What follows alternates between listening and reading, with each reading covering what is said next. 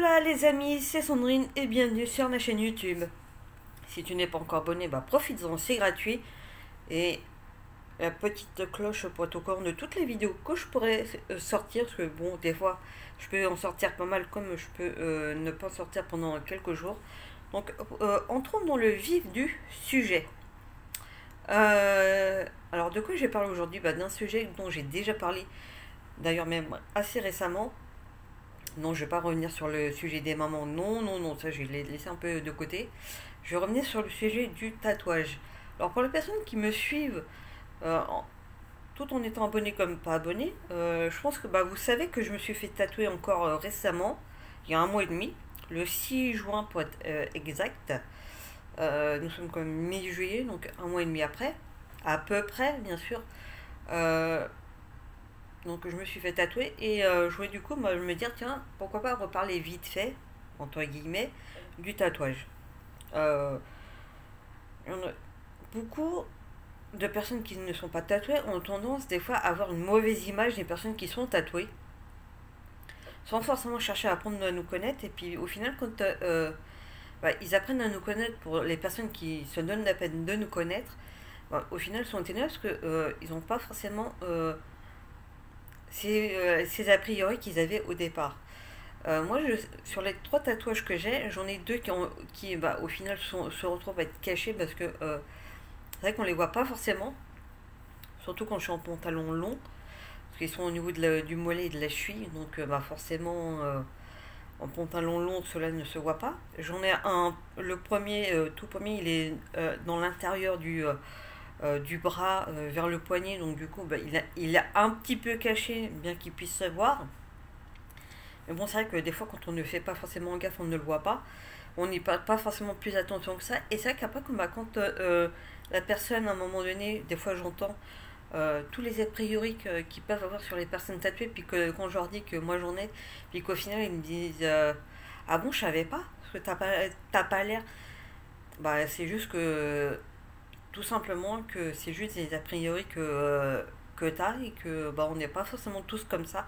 Alors parfois peut-être que certains sont effectivement comme par rapport aux a priori qu'on puisse avoir, mais après ça veut rien dire du tout. C'est vrai qu'on a tendance des fois à passer pour des mauvaises personnes et compagnie, mais comme on dit, l'habit ne fait pas le moine. Ce n'est pas parce qu'on est tatoué que tout de suite on est des mauvaises personnes, tout de suite on va se droguer, tout de suite on va picoler, mais non. Moi je suis. Bon, ça, pendant un moment je fumais la cigarette, mais j'ai arrêté. Ça m'arrive peut-être de temps en temps de boire un verre, pourquoi pas à l'apéro et compagnie, mais bon, euh, ça m'arrive des fois de dire excusez-moi, j'ai une bestiole qui vole qui me perturbe un peu. Ça m'arrive parfois de sortir des vulgarités, mais qui n'a pas sorti éventuellement un putain tu me fais chier, excusez-moi bien sûr de ces mots. Des fois ça va sortir, mais ça aide vraiment sur le coup, mais ça veut pas forcément dire que de base on est forcément vulgaire en fait. C'est des fois de temps en temps, oui, on peut sortir un gros mot, mais on n'a pas besoin d'être tatoué en fait pour en sortir en fait. Et c'est vrai que au final, après, quand ils apprennent à nous connaître, ou quand ils savent après qu'au final on est tatoué, mais au final ils se rendent compte qu'on n'est pas comme tel en fait. Et c'est aussi pour ça que je voulais du coup m'en parler. C'est pas parce qu'on est tatoué qu'il faut peut-être se dire qu'on a forcément une mauvaise image. Parfois on peut avoir une mauvaise image. C'est pas parce qu'on va être tatoué, c'est parce que c'est nous-mêmes déjà qui la donnons. Je sais pas si vous voyez ce que je veux dire. Parce que on peut avoir une mauvaise image sans forcément être tatoué déjà de base. Après, moi je peux très bien donner éventuellement une mauvaise image de moi-même. Et c'est peut-être déjà une image que j'avais déjà avant d'être tatoué. C'est comme des fois la manière dont je peux m'exprimer.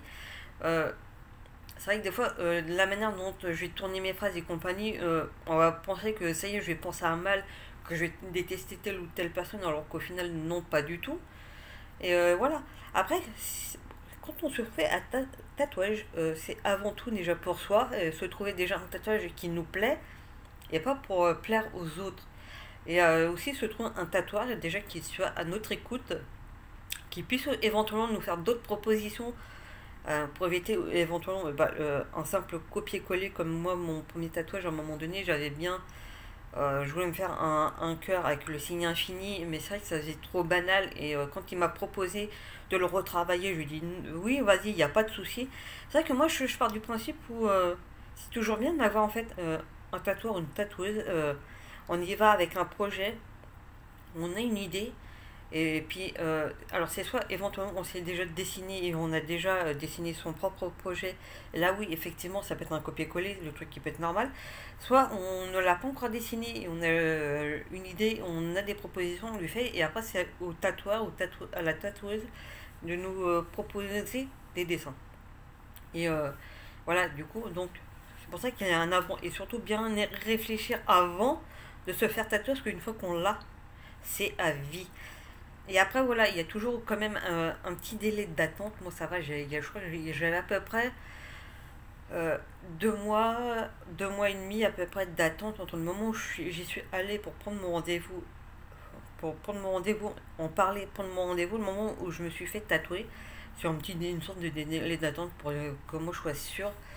Et après, je l'ai fait. Et c'est vrai qu'au final, pendant au moins un mois, en fait, on a le pendant tatouage, dans le sens où on est obligé de faire très attention, de le cellophaner un maximum pour éviter que toutes les saletés puissent aller dessus en fait. De le nettoyer aussi tous les jours, des fois même limite plusieurs fois par jour, mais pas trop non plus, suffisamment mais pas trop. De mettre de la crème mais bien hydratée aussi. Là par contre on peut se faire plaisir au niveau de la crème et faire attention aussi au niveau de la cicatrisation et surtout quand ça croûte en fait, de ne surtout pas chercher à retirer le bout de croûte, surtout pas. Et moi justement à un moment donné il m'avait demandé si j'avais fait de la croûte et j'ai dit bah écoute, il me semble bien que j'ai fait un bout de croûte. Et j'ai dit écoute, il y a mieux, je te l'ai pris en photo, je lui ai fait voir, il me dit effectivement t'as fait un bout de croûte mais c'est pas un gros truc. Et lui s'attendait vraiment à un gros truc, il dit non non c'est un petit peu et tout.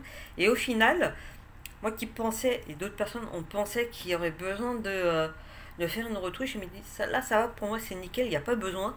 Le vert ça a pu bouger un peu, mais en fait là pour lui en fait c'était vraiment la couleur escomptée. Il m'a dit là, peut-être attendre de voir comment la couleur entre guillemets bouge, vieillit, et là éventuellement refaire une retouche.